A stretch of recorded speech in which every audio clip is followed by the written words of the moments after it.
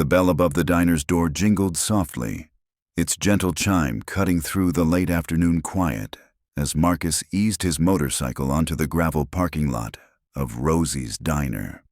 A surge of anticipation pulsed through him, mingling with the cool October breeze that swept the fallen leaves into restless swirls across the windshield.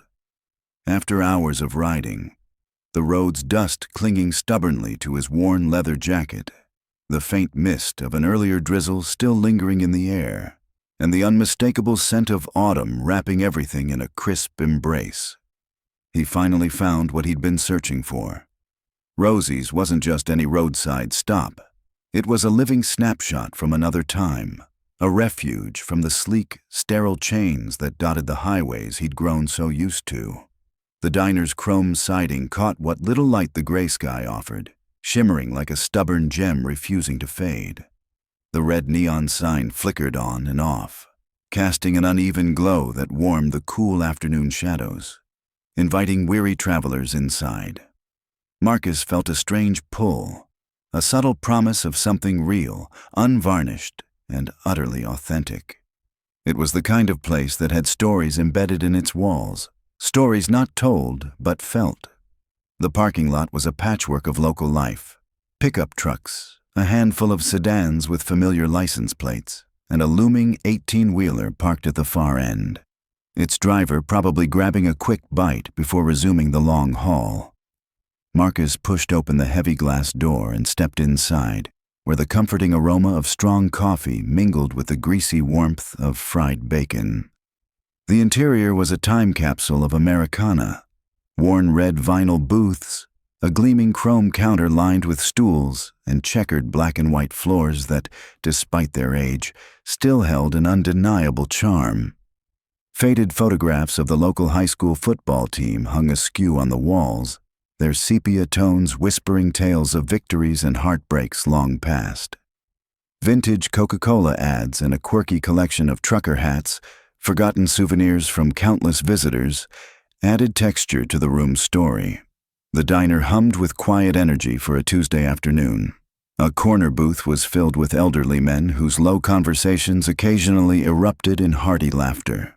At the counter, two truckers methodically demolished plates piled high with meatloaf and mashed potatoes, while nearby, a tired young mother wrestled with her restless toddler, her coffee long forgotten and cooling. Marcus slid into a booth by the window, the cracked vinyl seat a familiar comfort beneath him. The tabletop bore the scars of countless meals, ring stains from countless coffee cups, initials carved deep into the formica edge. He peeled off his leather jacket, draping it over the seat's backrest, and ran a hand through his dark hair, attempting to smooth out the chaos left behind by his helmet. The waitress approached, her gait confident and steady, the kind that comes from years of moving through this world with practiced ease. Claire appeared to be in her mid-30s, her auburn hair pulled back into a no-nonsense ponytail. Her warm brown eyes flicked around the room with the attentiveness of someone who notices everything but never rushes.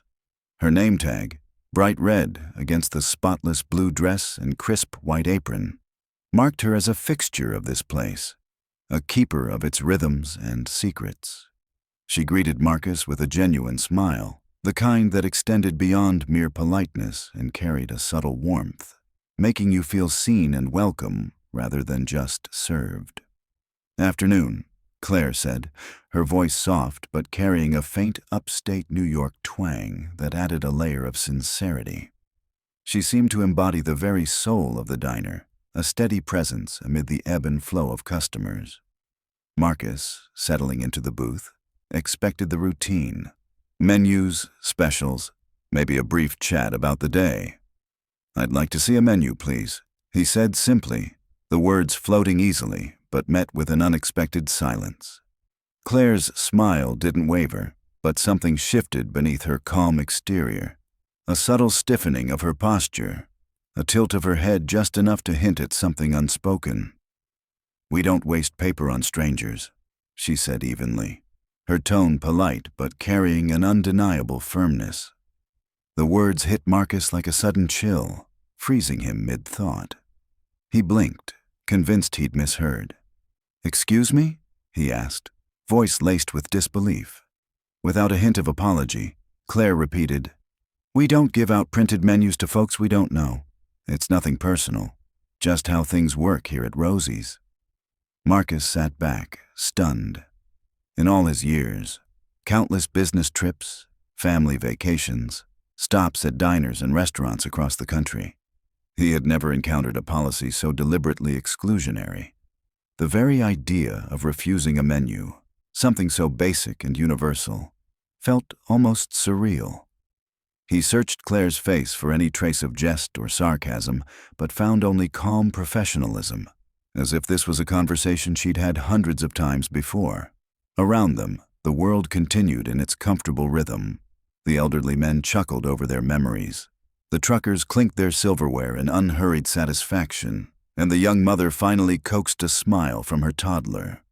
Yet Marcus felt a growing knot of confusion and curiosity tightening inside him. "I'm sorry," he said carefully, "but how am I supposed to know what you serve if I can't see a menu?" Claire's smile softened just a fraction, empathy flickering in her eyes as if she understood the bewilderment beneath his polite words. "Well," she began, "I can tell you about our specials today." Her voice was casual, the kind of warmth that comes from genuine pride rather than scripted salesmanship. "We've got fresh meatloaf with garlic mashed potatoes and green beans for $12.95, or a homemade chicken pot pie baked fresh this morning for $11.50. And of course, our famous chili, served with cornbread and butter, goes for $8.25. As she spoke, Marcus nodded along, but inside his mind raced, trying to reconcile this unusual approach with everything he knew about hospitality. Claire's relaxed manner suggested this wasn't some awkward new rule or a server's personal quirk. It was an entrenched tradition here, a way of life. "What about other items?" he asked, his curiosity now fully sparked. "Burgers, sandwiches, things like that." Claire pulled a small notepad from her apron pocket and smiled again, the ease in her tone making the diner feel more like home with each word. "Oh, we've got plenty. A great cheeseburger with fries for $9.75, or onion rings for an extra $1. Our club sandwich is popular. Turkey, ham, bacon, lettuce, tomato, mayo on toasted bread, $10.25. And if you're feeling breakfasty, we serve it all day. 2 eggs any style with hash browns and toast for $6.50. Add bacon or sausage for 2 more. Listening to her, Marcus realized there was something rare here, not just in the menu or the place itself, but in Claire's delivery. This wasn't a scripted pitch, but a genuine sharing of what made this diner special, a connection forged in the simple, honest rhythms of everyday life. The way she spoke wasn't robotic or rehearsed. It was lived and heartfelt, weaving the diner's soul into every word. She spoke with the assuredness of someone who had mastered every detail of the menu, her voice carrying a quiet but unmistakable pride, especially when she described the chicken pot pie and the chili. Marcus found himself drawn in by her sincerity, the way she seemed personally connected to the dishes she recommended. "The chili sounds great," he said, finally making his choice. "I'll have that." "Excellent choice," Claire replied smoothly, jotting down his order with a practiced hand. "Would you like some coffee with that? We just brewed a fresh pot." As she moved away toward the kitchen, Marcus leaned back against the worn booth, trying to make sense of the strange encounter he'd just experienced. The refusal to provide a menu had been jarring enough, but what struck him even more was Claire's unshaken composure. No embarrassment, no defensiveness. Instead, there was a calm confidence, even a subtle pride in the policy she upheld. He cast a new glance around the diner, seeing it through different eyes now. The group of elderly men in the corner were sharing a single laminated menu, passing it between them as they weighed their choices. At the counter, one trucker was deep in animated debate with another waitress over whether the apple pie or the chocolate cake was the superior dessert. A middle-aged couple entered, and Marcus watched quietly as they were warmly greeted by name and led to their usual booth. No menus exchanged, no questions asked. Their order came effortlessly, like the natural flow of an old, cherished ritual. Claire soon returned, placing a thick ceramic mug of coffee before him with a kind of practiced precision born from years of routine. The mug was substantial, designed to hold heat and comfort the hands that gripped it. Marcus took a sip. The coffee was rich and bold without a trace of bitterness, a perfect complement to the diner's atmosphere. Curiosity nudged him again. "How long has this menu policy been in place?" he asked, watching her closely. Claire paused, considering her answer carefully. "About 2 years now," she said. "It's worked out pretty well. Our regulars don't mind it. Those who matter, at least." She shrugged lightly, as if the reasoning behind it was self-evident. "This might seem odd to outsiders," she continued, her voice softening. "But this is a small town. Most of our customers have been coming here for years. They know what they like, and we know what they like. The folks just passing through." She gestured vaguely toward the highway visible through the window. They're just passing through." Before Marcus could reply, Claire was called away by another customer, leaving him to absorb the layers of meaning in her words. Sitting alone with his coffee, Marcus watched the diner's quiet rhythm unfold around him. This was no ordinary eatery. It was a gathering place, a community's heart where relationships mattered more deeply than sales or transactions. 15 minutes later, his chili arrived, accompanied by a generous wedge of cornbread, still warm and steaming. The first spoonful was a revelation, rich, layered with flavors that spoke of hours spent simmering and careful seasoning. The cornbread was a perfect partner, sweet, crumbly, and just buttery enough to melt in his mouth. As he ate, Marcus studied the patrons more closely. The men in the corner booth were deep in conversation about a new development threatening the town's outskirts, their voices tinged with concern. The truckers discussed detours and road delays with the casual expertise of men who lived on the highway. Nearby, the young mother was now joined by an older woman who skillfully entertained the toddler, giving the mother the rare chance to enjoy her coffee while it was still warm. These were more than customers. They were neighbors, friends, and extended family. And somehow, Claire's unusual menu policy only deepened that sense of belonging. It created an invisible line between insiders and outsiders, protecting the delicate fabric of this close-knit community. When Claire returned to refill his coffee, Marcus smiled, feeling the weight of the moment. "This chili is excellent," he said sincerely. "Please pass my compliments to the chef." Claire's face lit up with genuine pleasure. "I will. Ruby's been making that recipe for 23 years. Won't share it with anyone, not even her own daughter." Marcus chuckled softly, then ventured, "Can I ask you something else? This menu policy, was it your idea?" Claire's eyes narrowed slightly, not in suspicion but in curiosity. "Why do you ask?" "I'm genuinely interested in how businesses adapt to challenges," Marcus admitted. "It's innovative." For the first time since their unusual exchange began, Claire's professional mask slipped just enough to reveal a flicker of pride. She glanced around, making sure no one was listening, then leaned in slightly. "Let's just say sometimes you have to get creative to keep the doors open." Before Marcus could press for more, the diner's door chimed again, and Claire was called away to welcome new arrivals. Yet as she walked off, Marcus noticed something different. A subtle spring in her step, a spark of energy that hadn't been there before. It was as if his questions had touched on something deeply important to her. He finished his meal slowly, savoring not only the food, but the unmistakable spirit of Rosie's diner. Whatever story lay behind Claire's menu policy, it was clear it meant far more than mere cost-cutting or eccentricity. There was purpose here, a carefully guarded secret woven into the fabric of this place. When Marcus rose to leave, he placed a $20 bill on the table, more than double the meal's cost. The encounter with Claire Dawson had given him exactly what he had been searching for, though not in the way he expected. The real question now was what he would do with the discovery he'd made. The policy that had so thoroughly bewildered Marcus wasn't born from arrogance or a desire to exclude. 2.5 years earlier, Claire Dawson had sat at the small desk in the cramped back office of Rosie's, staring down a daunting stack of unpaid invoices. A moment that would change everything. Claire sat alone in the cramped back office of Rosie's diner, her fingers trembling slightly as she stared down at the numbers glowing from the calculator's small screen.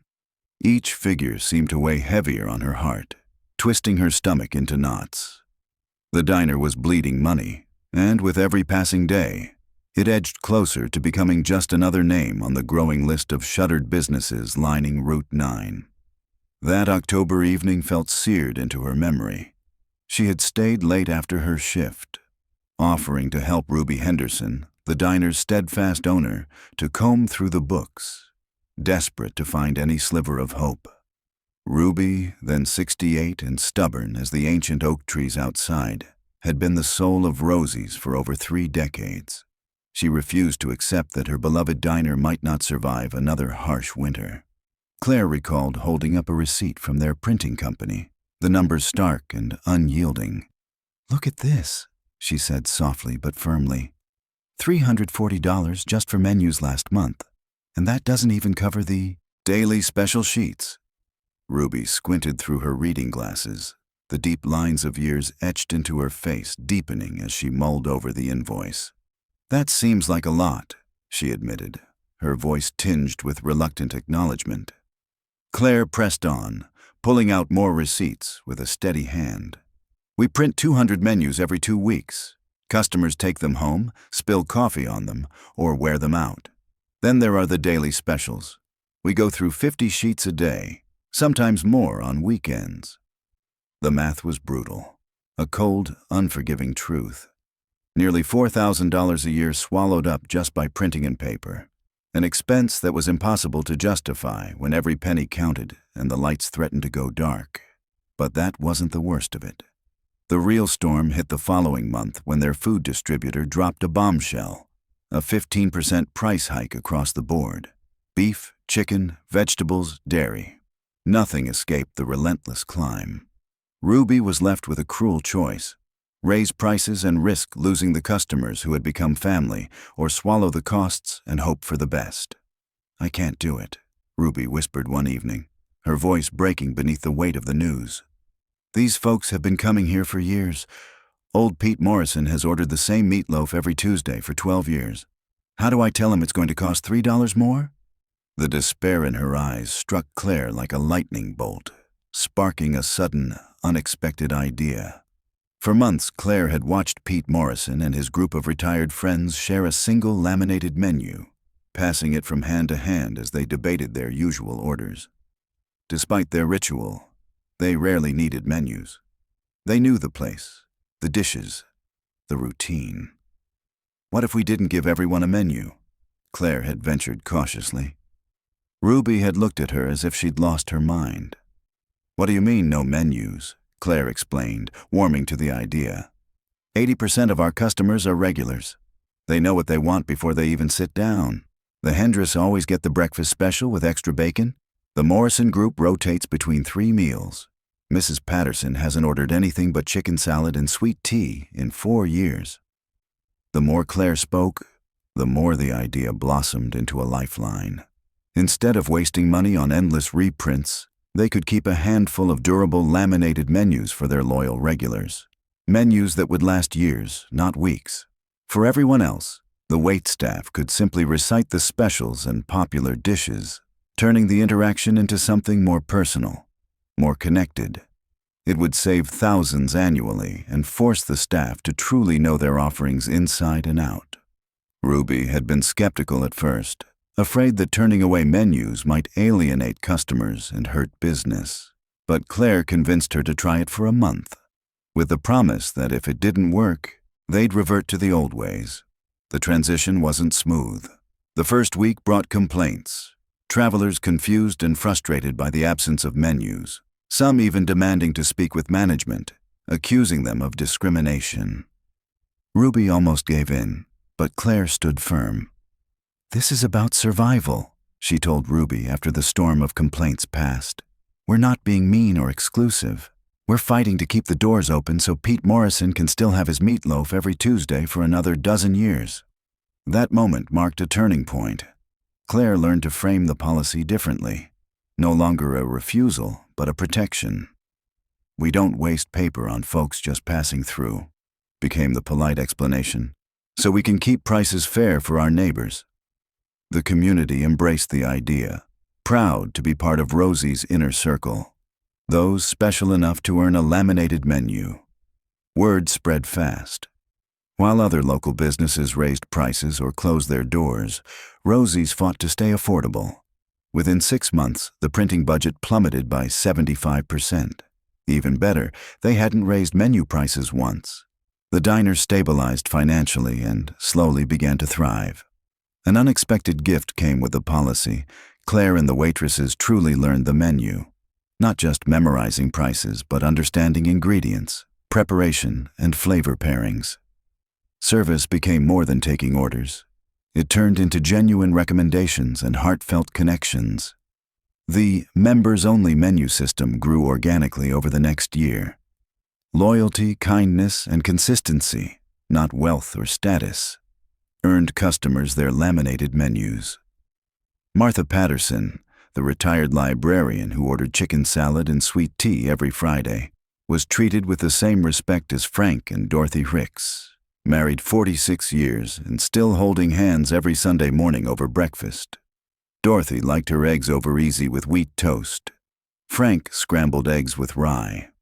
By the time Marcus stepped into Rosie's that chilly October afternoon, Claire's policy had saved the diner nearly $8,000 and secured its place as the most affordable, quality restaurant within 50 miles. It wasn't just a cost-cutting measure anymore. It was a symbol, a badge of honor representing their fierce commitment to care for their own, in a world that seemed designed to squeeze working people tighter every year. Claire had transformed desperation into innovation, and that innovation had become their salvation. The members of Rosie's inner circle weren't recorded anywhere. No registry, no cards, no formal application. Their membership existed in the shared memory of the staff, whispered during shift changes and reinforced through daily interactions that had grown as natural as breathing. Pete Morrison was the first unofficial member, though he never knew it. The 73-year-old retired mechanic had been coming every Tuesday since 2010, always ordering the same meatloaf, sitting in the third booth from the door, and leaving a precise 15% tip without fail. When Claire rolled out the new policy, Pete's laminated menu was waiting, like a reserved seat in a theater. But Pete was just the beginning. Over 2 years, Claire developed an intricate mental map of her regulars, each earning their place through loyalty, kindness, and genuine connection. The diner became more than a restaurant. It was a community woven together by trust, respect, and shared stories, guarded fiercely by Claire's quiet innovation. Since their first anniversary dinner in 1978, Frank and Dorothy Ricks had been fixtures at Rosie's, and Claire treated them with a quiet reverence reserved for cherished family. Their loyalty spanned decades, and she knew every detail, the way Dorothy liked her eggs over easy and Frank's preference for scrambled with rye toast. They weren't just customers. They were part of the diner's heartbeat. Within Claire's inner circle, the truckers held a special place.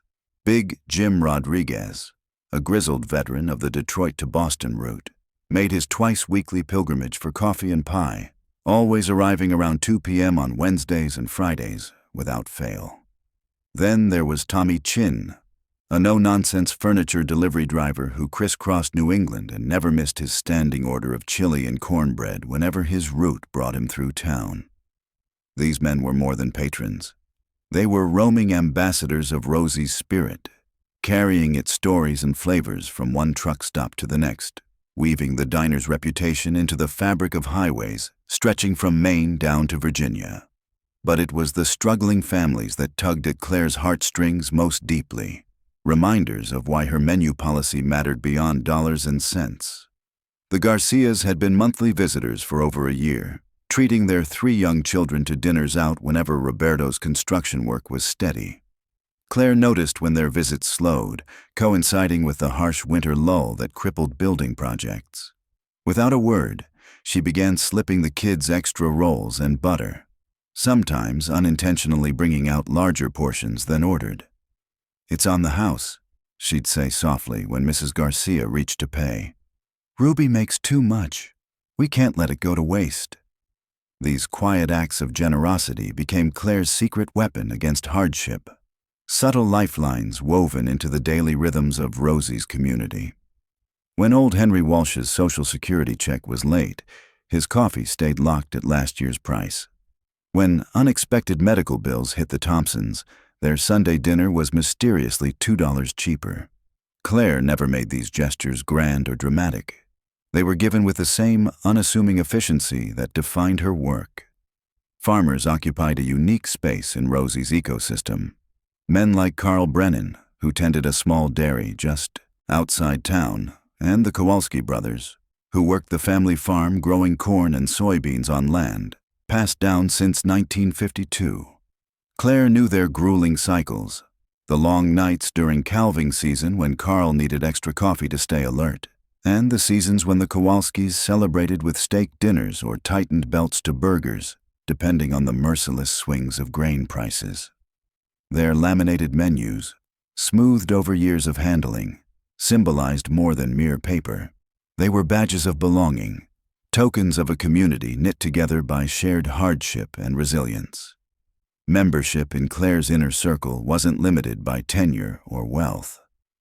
Amy Chin, a young nurse who had moved to town 6 months earlier, earned her place through quiet kindness, thanking kitchen staff, clearing her own table, and once staying late to soothe a crying toddler when the child's mother suffered a panic attack. Claire remembered Amy's coffee preferences and, over time, Ruby learned to craft her favorite omelet without a word. Even the town's teenagers, high school students who bussed tables and washed dishes after school, weren't merely employees. They were apprentices in the art of community care. Claire taught them to recognize regulars, to know who liked black coffee and who needed extra napkins, to understand that small acts of kindness could lift spirits and build loyalty that money could never buy. Yet the inner circle was about more than menus. It was about creating a sanctuary where people felt truly seen, known, and valued. Claire memorized not only food preferences but personal stories, whose grandchildren were visiting, who worried about diabetes, who needed encouragement in a difficult job search. She became an unofficial therapist, financial advisor, and friend to dozens who might otherwise feel invisible in a world growing colder and more impersonal. Outsiders, the tourists and travelers, often misunderstood. They saw exclusion where Claire had cultivated inclusion, rudeness where she had built refuge. Rosie's had become more than a diner.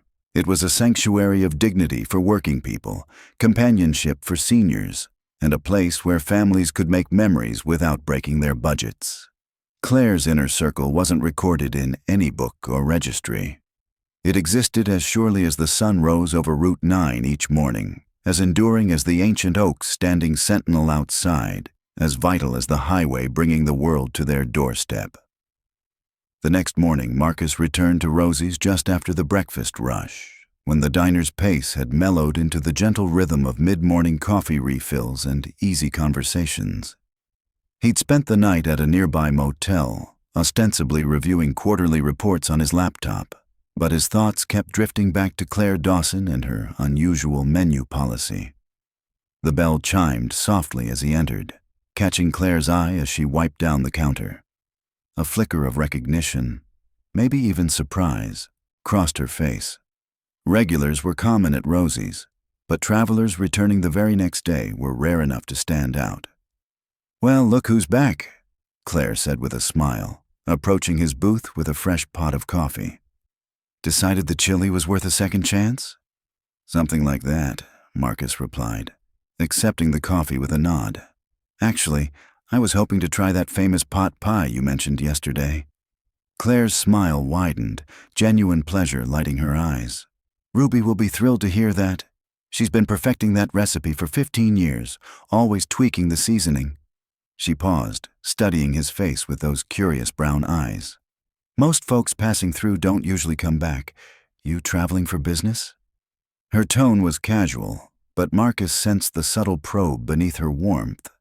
He'd noticed how she cataloged details about her customers, filing away bits of information that might prove useful later, a mark of someone who understood that in a small town, knowledge was power, and relationships mattered far more than transactions. You could say that, Marcus answered carefully. I'm in the restaurant business myself, always interested in seeing how different places operate. Claire's eyebrows rose slightly. Restaurant business? What kind of place do you run?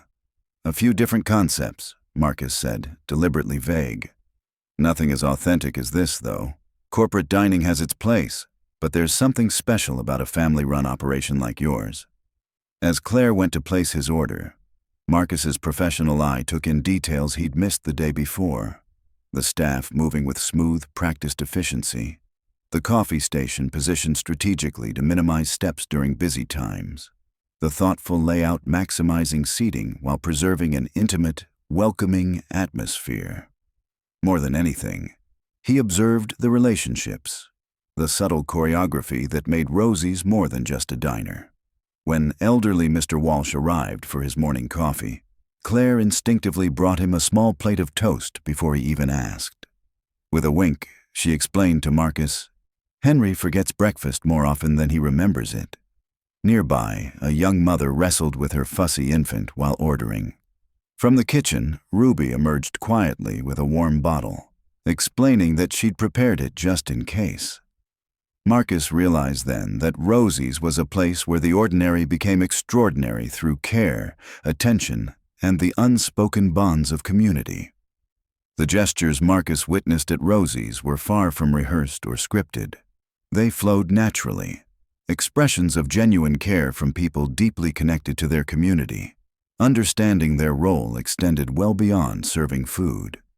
Marcus had seen countless restaurants attempt to manufacture this kind of warmth through training programs and corporate policies. But what unfolded here couldn't be replicated with manuals or protocols. It was real, lived in, and deeply human. When Claire returned with his pot pie, a gold-encrusted masterpiece that lived up to every expectation, Marcus decided to dig a little deeper. How long have you been working here? He asked, cutting into the flaky crust to reveal tender chunks of chicken, fresh vegetables, and rich, savory gravy. Almost 8 years now, Claire replied, lingering by his table with a faint smile. I started part-time after my marriage fell apart. I needed steady work, and Ruby took a chance on me despite my lack of experience. And the menu policy, was that your idea? Marcus pressed gently. Claire's expression shifted, a subtle weariness clouding her usually steady features. Why the interest in our business? Planning to steal our secrets?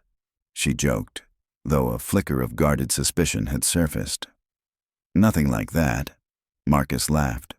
I'm just fascinated by creative solutions in the restaurant world. Every place struggles with cost control. Claire nodded thoughtfully. Well, when you're competing against giant chains with their bulk buying and slick systems, you can't beat them at their own game, so you have to play a different game altogether. Marcus was struck by the sophistication behind Claire's insight, business savvy that matched her deep-rooted understanding of her community. He found himself genuinely impressed. How do people usually react when they first hear about the menu policy? He asked. Claire chuckled. Pretty much how you did yesterday. Confused, sometimes offended, occasionally outright angry. But the ones who stick around usually get it. The ones who don't, she shrugged with a wry smile. Well, they probably weren't going to become regulars anyway. Their conversation flowed naturally, but Marcus noticed Claire's questions gradually becoming more pointed, asking about his travel routes, his restaurant background, even his motorcycle. Casual inquiries, but clearly mental notes being filed away. It was intelligence gathering disguised as friendly chat, and Marcus admired the subtlety. As he prepared to leave, leaving behind a generous tip that Claire noticed with a genuine smile. She offered a final thought that lingered with him long after he stepped outside. "You know," she said quietly, "most restaurant folks who come through here spend their time criticizing what we do differently. You're the first who seemed genuinely interested in why." Marcus rode away that morning with more questions than answers, but with growing respect for Claire Dawson, her sharp mind, her instincts, and her unwavering devotion to her community. He began to see that Rosie's Diner was more than a business. It was a blueprint for how commerce could serve community, not just extract profit. The next big moment arrived quietly. A staff meeting called for Thursday morning just after the breakfast rush and before lunch prep began. Ruby Henderson stood nervously near the coffee machine, her hands ringing as employees filtered into the dining room. Claire arrived last, the tension in the air thick and crackling like a storm about to break. "What's going on, Ruby?" Tom Santos, their part-time cook, asked cautiously. "The health inspector," Ruby said, voice barely above a whisper. "They're coming back." Ruby's anxiety was palpable, but before anyone could react further, a familiar figure appeared. Marcus. The leather jacket was gone, replaced by a crisp navy suit that likely cost more than any of them earned in a month. But those sharp, observant eyes and quiet confidence were unmistakable. The curious stranger who had grilled them about the menu policy now stood in their dining room like he owned the place, which, as it turned out, he did. "Good morning, everyone," Marcus began, his tone authoritative yet measured. "I know this is unexpected, and I apologize for the deception. My name is James Marcus Whitaker. As of last week, I am the majority owner of the Rosie's Diner chain." The room fell into stunned silence. Claire felt her legs weaken, clutching the back of a chair for support. "Chain," someone whispered. "Rosie's was always just a single diner, Ruby's pride and life's work." Ruby cleared her throat, voice trembling. "I should have told you sooner. Medical bills from my surgery, property taxes, equipment repairs. I couldn't keep up. Mr. Whitaker's company made an offer I couldn't refuse." "When?" Claire managed, mind racing with implications. "3 weeks ago," Marcus replied gently. "But I wanted to visit our locations personally before making any changes. I needed to understand what worked and what didn't." Amy Chin, the young nurse who had quietly earned her place in Claire's inner circle, spoke up, anger barely contained. "So all this time you've been spying on us? Pretending to be a customer while deciding our fate?" Marcus looked uncomfortable but sincere. "I understand your anger. You have every right to feel deceived. But I had to see how this location truly operated without the staff knowing they were being evaluated. People change when the boss is watching." Claire found her voice, sharper than she intended. "And what's your verdict, Mr. Whitaker? Are we meeting corporate standards?" To her surprise, Marcus smiled warmly. The same warmth she had glimpsed the day before when he complimented Ruby's chili. "Actually, Miss Dawson," he said, "that's exactly what I want to talk about. Your menu policy." Nervous murmurs rippled through the room. Everyone expected the standard corporate mandate to abandon quirks like the menu policy in favor of efficiency and profit margins. Marcus raised a hand for silence. "I've been in the restaurant business 15 years, visited over 200 locations nationwide. I've seen every cost-cutting measure, every customer service innovation, every attempt to build loyalty, but I have never seen anything as brilliant as what you've created here." Claire blinked, stunned. Marcus's words hung in the room like a revelation. "Brilliant," Claire echoed, incredulous. "The members-only menu system?" He nodded, stepping forward with the assured pace of a man fully in command. "It's genius-level business strategy, cloaked in small-town hospitality. You've slashed operational costs by 75%, all while deepening customer loyalty and carving out a competitive advantage no corporate chain could replicate." He began pacing, his executive presence filling the space. "You've identified your core customers and tailored your service to meet their exact needs. You've created artificial scarcity, making membership something valuable, something to earn. And you've reframed cost control as community care, turning a business necessity into a marketing edge. Ruby's eyes widened, confusion clear in her gaze. I thought you'd shut us down for being too different. Marcus shook his head emphatically. Difference is exactly what I was searching for. The restaurant industry is flooded with cookie-cutter experiences. Customers crave authenticity, a sense of belonging, places where they feel special, not just processed. Claire's mind spun, trying to reconcile the rugged motorcycle rider with the polished CEO praising her desperate cost-saving measure as a revolutionary strategy. What does this mean for us? She asked quietly, the weight of change settling on her shoulders. Marcus's face grew serious. I want to implement your system across all 17 of our locations, not as a corporate mandate, but as a community-building initiative. Each restaurant will adapt it to fit their local culture, but the heart remains the same. Earning loyalty through genuine care, not discounts. The room fell silent as the reality sank in. Claire's last-ditch effort to save a single struggling diner was about to become the foundation of a company-wide philosophy. And my staff?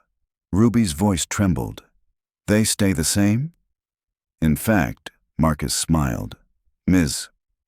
Dawson, I'd like you to consider a role as our community engagement coordinator, helping other locations build similar programs.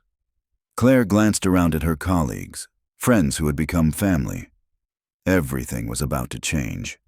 But maybe, just maybe, it was for the better. 6 months later, Claire stood in the sleek conference room of Whitaker Restaurant Group's corporate headquarters in Albany. 17 restaurant managers from across the Northeast examined laminated membership cards laid out on the mahogany table. Each card bore the logo of a different Rosie's location, embossed with the words, Member of the Rosie's Family, alongside establishment dates and hometown pride. The card itself isn't the key, Claire explained, to the group. It's what it represents, a relationship built over time through consistent care and connection. Marcus, now fully in his role as CEO, nodded approvingly from the head of the table. The transformation of Claire's grassroots cost-cutting measure into a company-wide philosophy had surpassed even his boldest expectations. The pilot program had launched just months earlier, beginning with 5 test locations, each adapting Claire's original idea to their unique communities. Burlington, Vermont, for example, created the Green Mountain Members Program, focusing on locally sourced ingredients and environmental stewardship.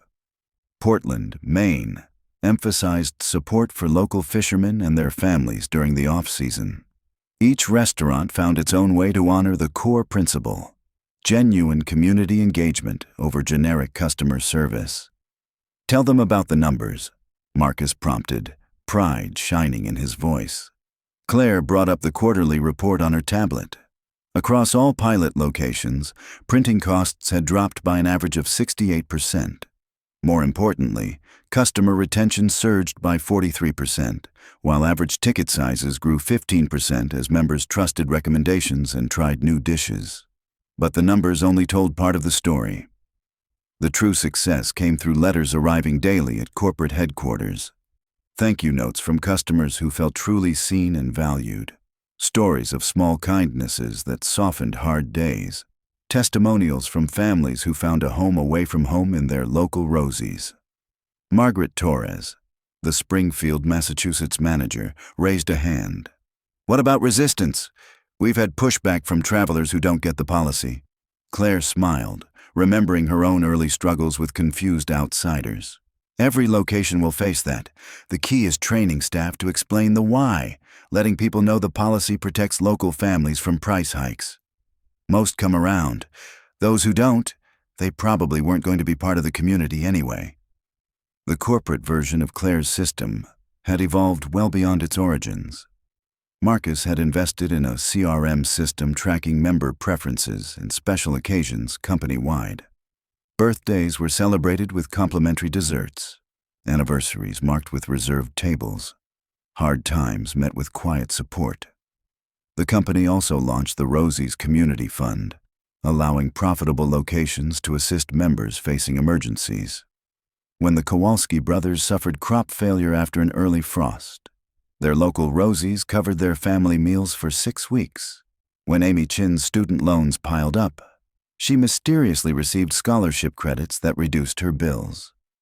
Over $40,000 in aid have been distributed in 6 months, Marcus reported. More importantly, it's built a network of mutual support, members helping each other find jobs, share resources, and rebuild community ties fading from American life. Claire watched faces around the table, seeing when each manager realized they weren't just running restaurants. They were stewards of modern town squares, places where neighbors gathered, stories were shared, and community thrived. The meeting ended with each manager receiving an implementation kit, complete with membership cards customized to reflect local culture and history. But as the group dispersed, Claire's thoughts drifted back to the original Rosie's, where Pete Morrison still ordered his Tuesday meatloaf, and Ruby Henderson still crafted every dish with pride and passion. That evening, Claire drove back to the diner on Route 9. The parking lot held its familiar mix of pickup trucks and sedans. The neon sign flickered with the same warm inconsistency. The bell chimed a lazy welcome. Ruby looked up from the register, her face creasing into the same warm smile that had greeted customers for over 3 decades. "How'd it go with the corporate folks?" "They're learning," Claire replied, tying on her apron. "Slowly but surely, they're learning what we've known all along." She looked around the bustling dining room, the sight that had sparked a revolution. Pete Morrison sharing his laminated menu with a newcomer. The Ricks couple holding hands over their Sunday breakfast. Big Jim, the trucker, soothing a young mother's fussy baby. Sometimes, Claire thought, the smallest acts of care can change everything. Outside, the ancient oak trees swayed gently in the evening breeze, their branches framing the little diner that had taught a corporation to remember its heart. Claire's desperate innovation had grown into something far greater than she ever imagined. But at its core, it remained beautifully simple. Treat people like they matter, and they will prove you right. The revolution would continue, one menu at a time.